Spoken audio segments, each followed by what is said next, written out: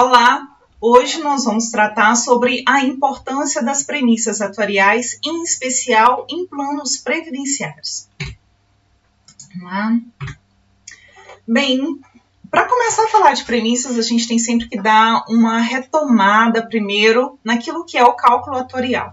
Nós temos aqui no cálculo atuarial basicamente duas variáveis, que são as variáveis com que o atuário geralmente trabalha, que é o tempo. Nós temos aqui essa primeira variável na horizontal e nós temos aqui no eixo vertical o valor monetário. O que nós temos no cálculo atuarial é uma sequência de pagamentos ou sequências de pagamentos em sentidos diferentes, né, entradas e saídas de recursos em diferentes momentos do tempo. Para fazer a comparação entre esses dois fluxos, para saber se um plano está equilibrado ou não, né, se o dinheiro que entra é igual ao dinheiro que sai, né, se os recursos são equivalentes, se tem superávit, se tem déficit, nós temos que comparar estes dois fluxos no mesmo momento do tempo. Então, para isso, nós trazemos cada um deles a um mesmo momento do tempo para então comparar por um cálculo de valor presente. Quando para esse valor presente nós só consideramos o valor do recurso financeiro no tempo, o valor do dinheiro no tempo, pela taxa de juros, de rentabilidade, nós temos um cálculo financeiro. Quando, além disso, nós temos a inclusão da probabilidade do pagamento acontecer ou não, nós temos efetivamente um cálculo atuarial. Então, o atuário, ele é o profissional que trabalha efetivamente considerando pagamentos no tempo e as probabilidades desses pagamentos virem a acontecer ou não. Isso, em geral, para economizar recursos. Por exemplo, se a gente considera que todos os indivíduos dentro de um plano previdenciário vão viver até os 120 anos, nós teríamos que arrecadar recursos suficientes para pagar benefícios para todo mundo até os 120 anos. Mas nós sabemos que algumas pessoas morrem antes. Então, por conta disso, a gente pode atribuir probabilidades de ocorrência de morte e verificar que talvez não seja necessário ter recurso para pagar todos até os 120 anos. Talvez alguns sobrevivam até os 120, outros até os 60, até os 70, 80 e assim por diante. Então, poderia-se acumular uma quantidade de recurso menor do que o que seria acumulado se considerar que todos vivessem até os 120 anos. Então vejam como que a probabilidade de ocorrência do evento vai determinar quanto que vai ter se que acumular. Ou a probabilidade de pagamentos para a acumulação vai determinar um determinado valor de benefício, dependendo da configuração do plano que a gente faz. Mas, basicamente, essas probabilidades que são atribuídas determinam a situação de equilíbrio ou a situação de desequilíbrio. Essa situação de desequilíbrio, ela pode ser de déficit ou ela pode ser de superávit. As duas situações não são situações boas. A situação ideal é a situação de equilíbrio. Se existe um déficit, vai-se ter que fazer uma divisão entre todos os agentes envolvidos ou algum outro tipo de solução para arcar com o déficit envolvido naquele plano. Se existe o superávit, um outro tipo de solução vai ter que ser levantada, porque também não pode ter superávit na maior parte dos planos que a gente administra. A gente tem que pensar em qual é o equilíbrio atuarial, aquilo que nem sobra, nem falta recurso, né?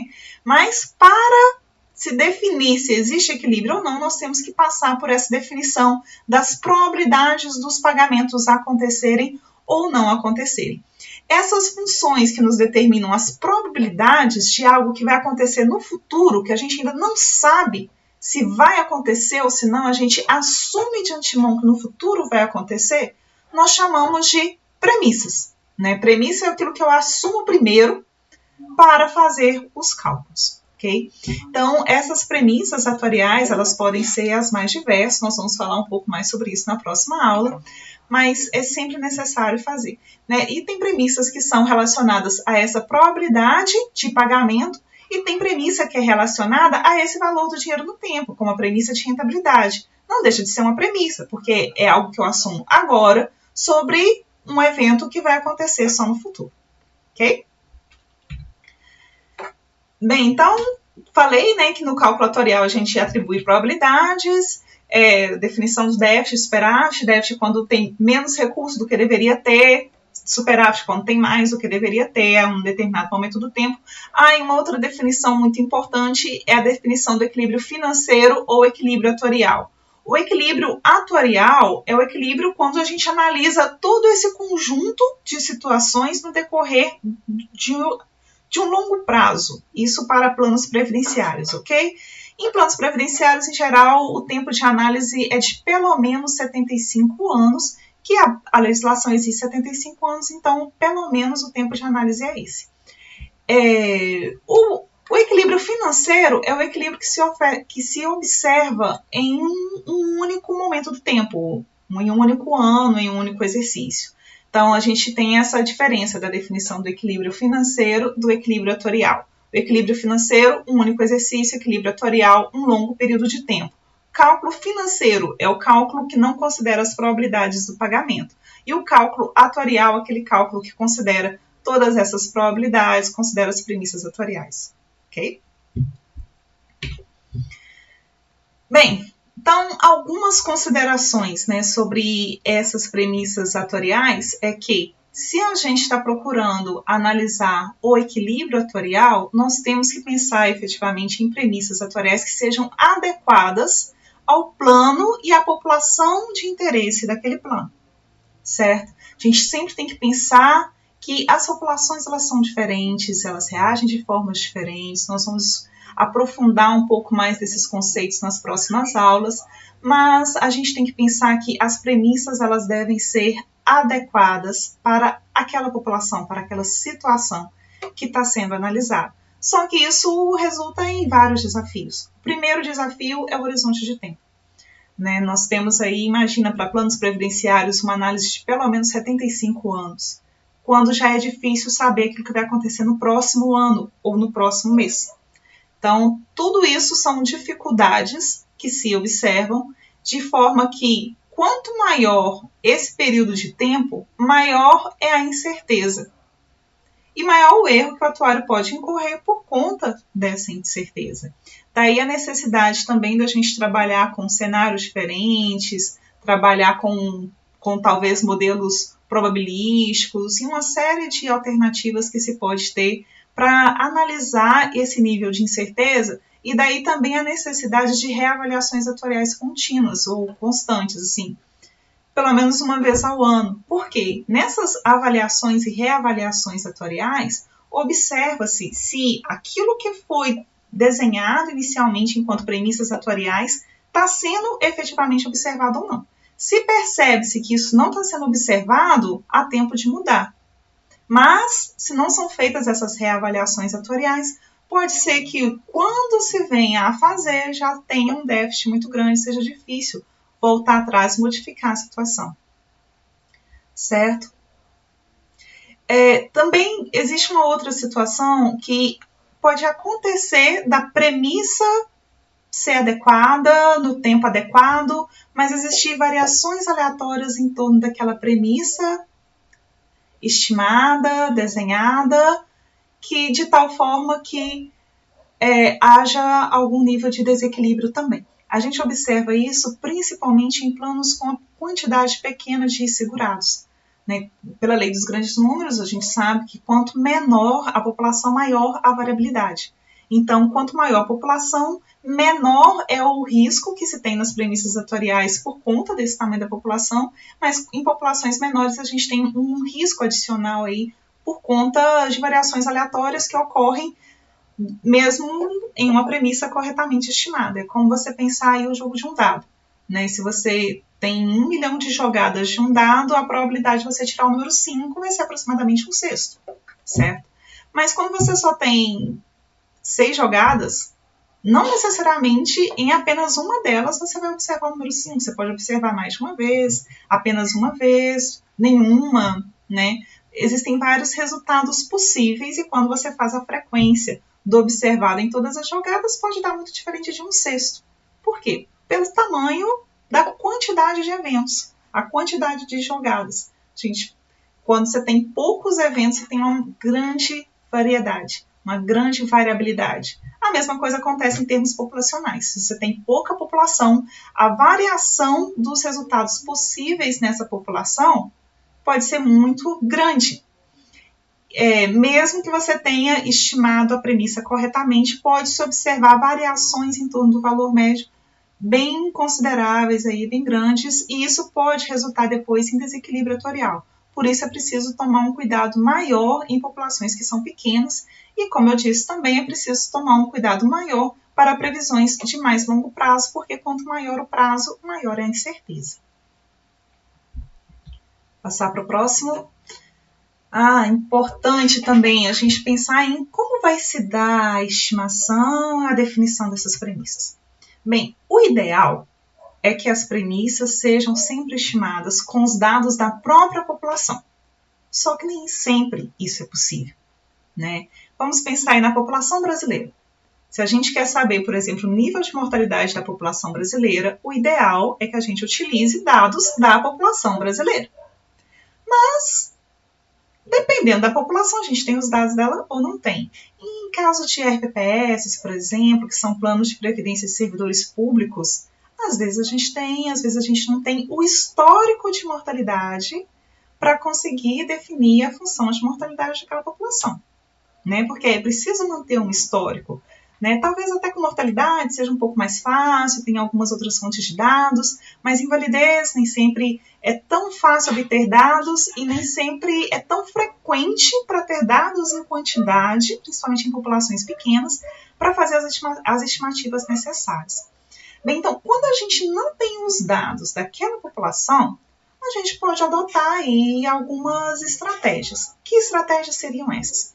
Bem, uma primeira estratégia seria pegar emprestado uma função que é de outra população. Exemplo, não se tendo como construir uma função de mortalidade para uma população específica, pode-se pegar a mortalidade de uma outra população com características parecidas daquela e assumir como sendo a função de mortalidade daquela população com ou sem algum ajuste, dependendo da situação, né? Ou pode-se pegar dados administrativos, não necessariamente daquela estrita população, mas também fazer algumas inferências a partir desses dados. Pode-se pegar, por exemplo, dados do IBGE, dados do PNAD, dados até mesmo que não necessariamente foram feitos para aquele fim, mas que são relacionados àquele fim. Eu estou investigando a invalidez dentro de um plano previdenciário, mas pode-se, por exemplo, recorrer a dados administrativos do SUS ou alguns outros tipos de dado administrativo para saber sobre a invalidez de uma população. Sim, isso é possível fazendo aí alguns ajustes. E para isso, eu lembro a importância de todas as disciplinas que vocês cursaram antes de chegar nesse momento, né? Porque para construir as adaptações necessárias nessas premissas, utilizando dados de outras populações, pode-se utilizar técnicas demográficas e técnicas estatísticas, dependendo de qual for a premissa que a gente está utilizando. Então, é muito importante que vocês tenham em consideração que todo esse arcabouço teórico, metodológico que vocês já estudaram, deve sim ser utilizado na aplicação e na definição dessas premissas atuariais, ok? Por que é, então, tão importante aí falar dessas premissas? É importante falar porque elas têm um poder enorme de definição dos resultados. Como elas são a base daquilo que se usa junto com a metodologia para chegar a um resultado, uma premissa ou outra pode indicar que um plano está solvente ou insolvente. Então, a adoção de premissas diferentes podem implicar nesse tipo de solvência ou insolvência do plano. Vou ler aqui para vocês um exemplo de algo que aconteceu no Brasil, né? No relatório da avaliação atuarial do RPPS da União, né, o maior que nós temos aqui, da União, todos os servidores federais, o déficit atuarial passou de 1,208 trilhões em 2015 para 1,243 trilhões em 2016. Então, nós temos uma diferença aí no déficit de quase 40 bilhões. um aumento de aproximadamente 2,92%. Por que aconteceu isso?